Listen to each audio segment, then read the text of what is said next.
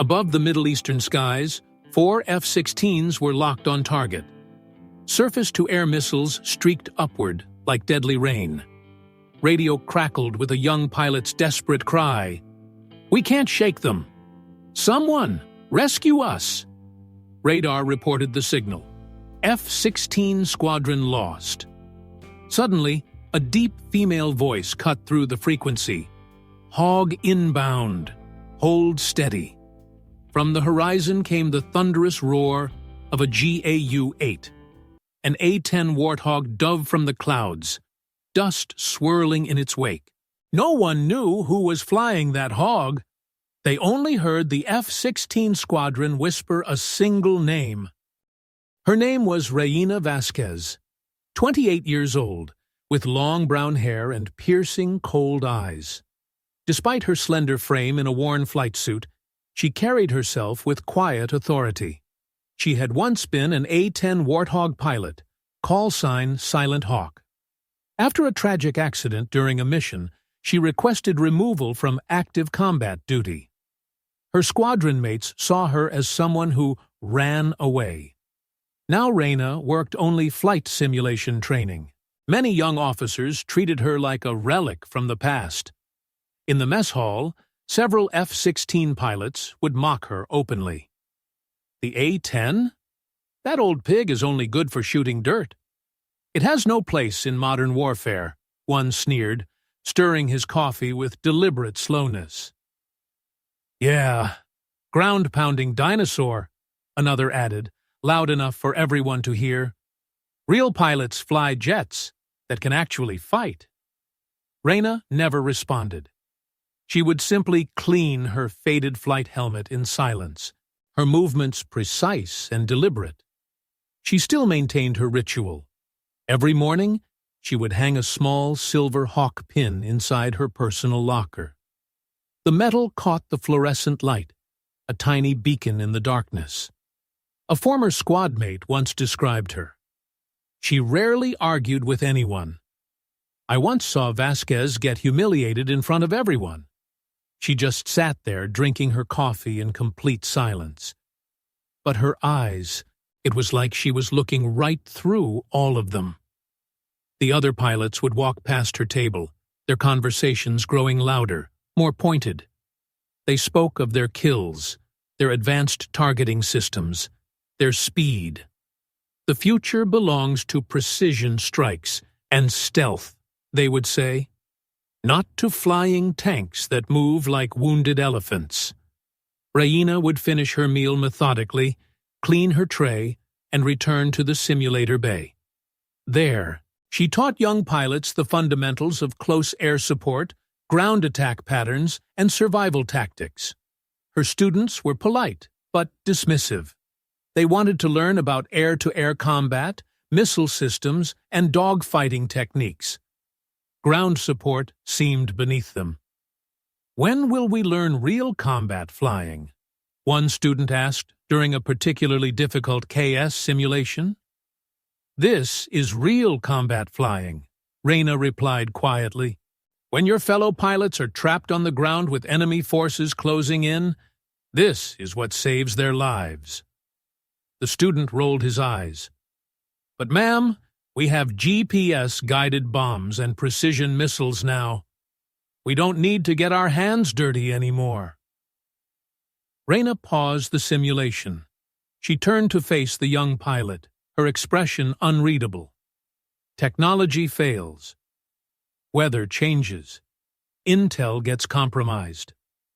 Her voice was barely above a whisper. "When everything else breaks down, you need to know how to look the enemy in the eye and make them blink first." The student shifted uncomfortably, but said nothing more. Every evening, Reina would walk past the flight line, where the newer aircraft sat gleaming under the hangar lights. Her old A-10, tail number 117, sat covered in the corner, gathering dust and forgotten. The airstrike came without warning.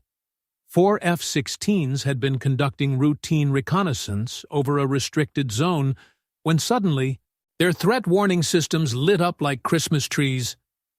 Multiple SAM sites. We're being painted, the lead pilot's voice cracked over the radio. I count 12 surface-to-air missile systems, his wingman reported, his voice tight with fear. They came out of nowhere. The pilots threw their aircraft into evasive maneuvers, but the missiles kept coming. Smoke trails crisscrossed the sky like deadly spider webs. Fox 3 out! We can't shake them. The radio exploded with panic.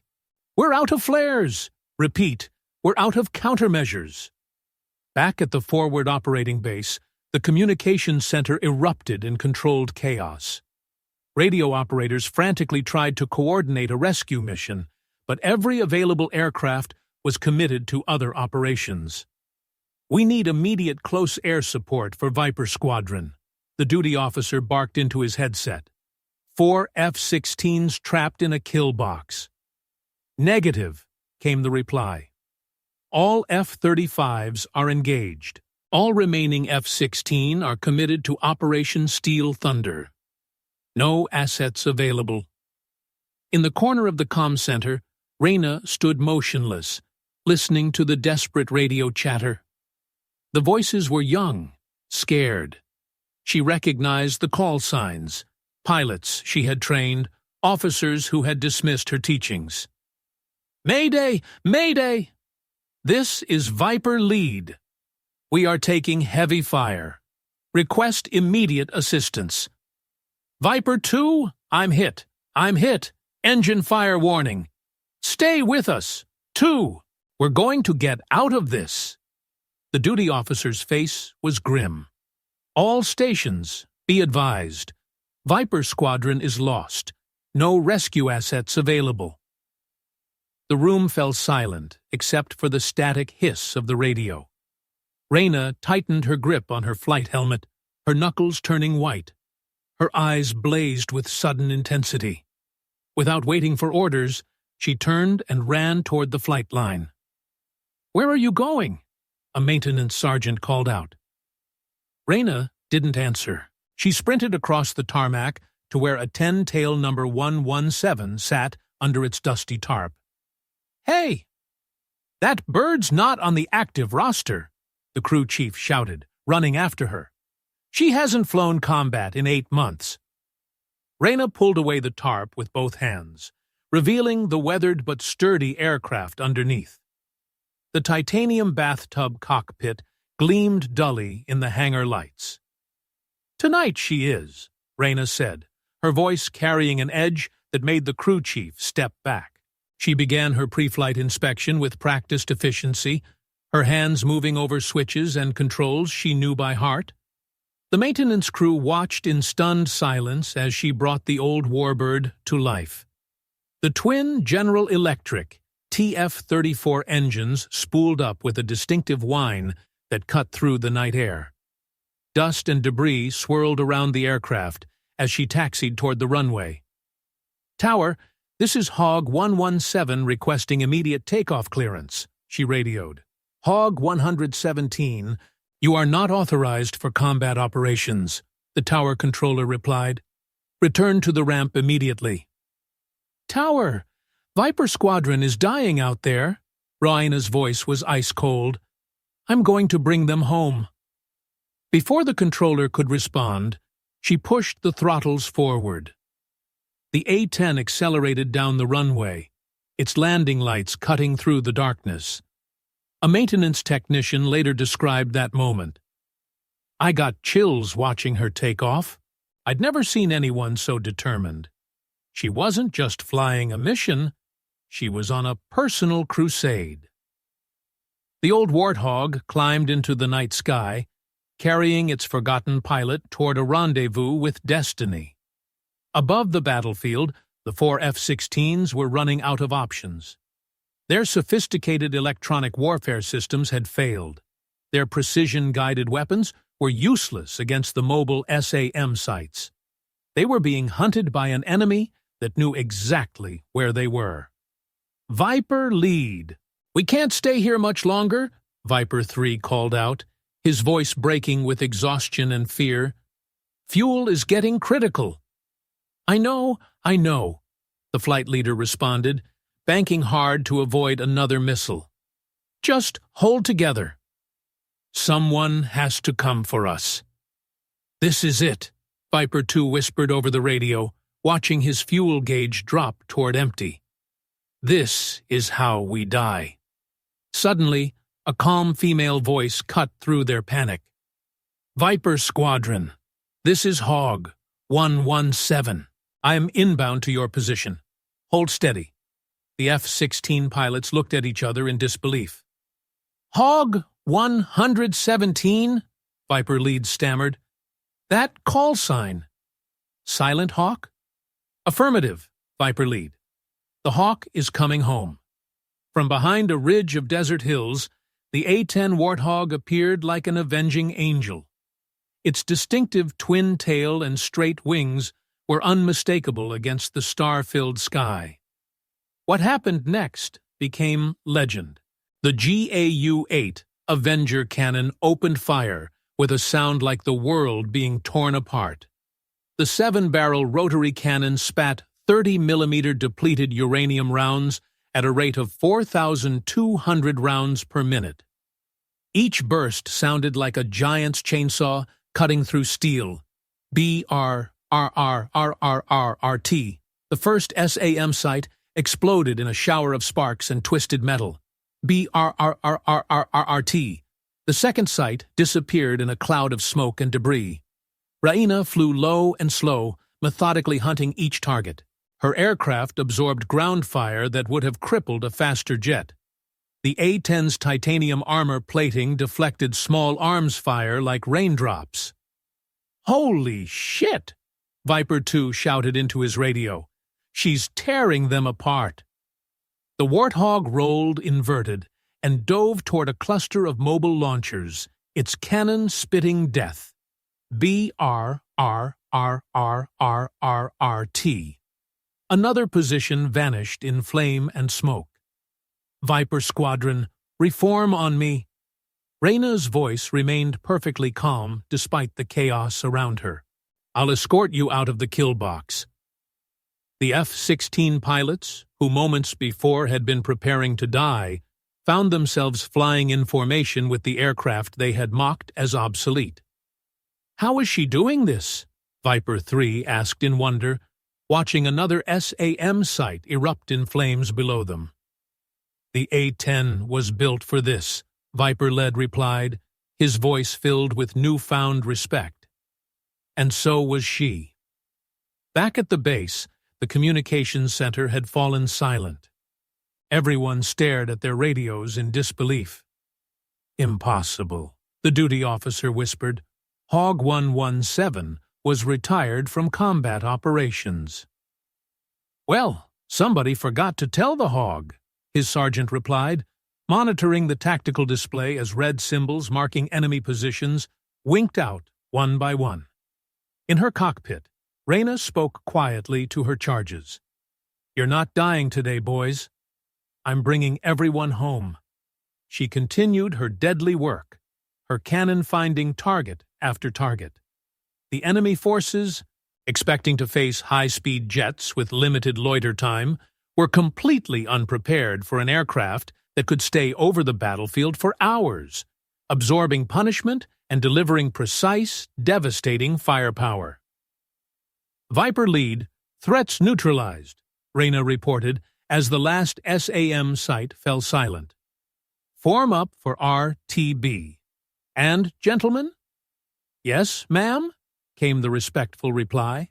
"Welcome to old-school close air support." The formation turned toward home. 4 sleek F-16 Flying Wing on a scarred but victorious A-10. None of the young pilots spoke during the flight back. They were processing what they had witnessed, understanding for the first time what real combat aviation looked like.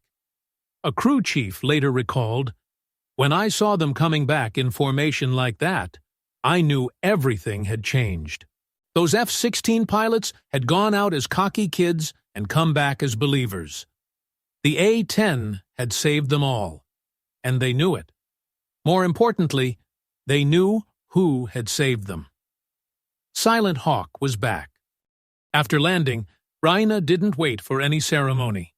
She shut down her engines, removed her helmet, and walked directly toward the maintenance hangar.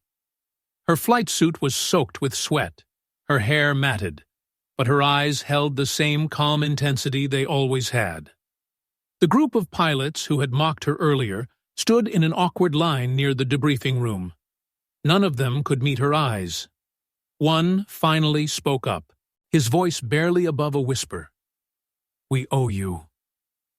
The entire group nodded in silent agreement.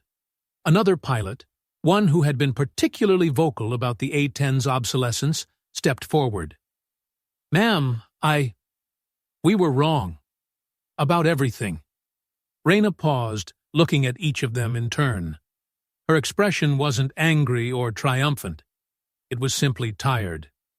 "You weren't wrong about the technology," she said quietly. "Modern warfare has changed. Your jets are faster, more advanced, more capable in most situations."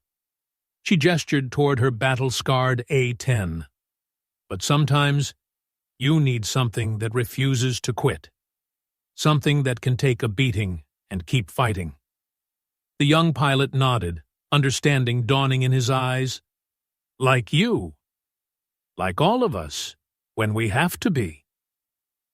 That evening, Raina sat alone in her quarters, writing in a worn leather journal. Her handwriting was precise, methodical. "I didn't fly tonight to prove anything to anyone. I flew because 4 pilots needed to live. That's what we do. That's what we've always done. The aircraft doesn't matter. The technology doesn't matter. What matters is bringing people home." She paused, pen hovering over the page, then continued. "They called me Silent Hawk because I didn't talk much in briefings. But hawks don't make noise when they hunt. They watch. They wait. And when the moment comes, they strike without hesitation. Tonight, the moment came. Meanwhile, in the squadron ready room, something unprecedented happened. Without any official orders or ceremony, the maintenance crew hung a small silver plaque next to the mission board. It read simply, "Silent Hawk, Viper Rescue, 4 souls returned." The base commander found it there the next morning. He stared at it for a long moment, then walked away without comment. Some things didn't need official approval. The plaque stayed. In the weeks that followed, young pilots would pause by that plaque and ask about the story behind it. Veterans would tell them about the night when an obsolete aircraft and its forgotten pilot proved that courage never goes out of style. Raina continued her quiet work, training the next generation. But now, when she taught close air support tactics, her students listened with rapt attention. They had learned that sometimes the old ways are the best ways. People had once mocked the A-10. They had dismissed Raina Vasquez as a relic from a bygone era. But when the sky shook with violence, only that old pig saved the entire squadron. The lesson: don't rush to underestimate what you think is outdated, or those people who have been pushed to the sidelines. Sometimes they are the only key between life and death. If you've ever believed in the power of those quietly forgotten people, leave a dot. And don't forget to subscribe to SN Quiet Stories, where we tell the stories of people the world has forgotten, but history must never be allowed to forget.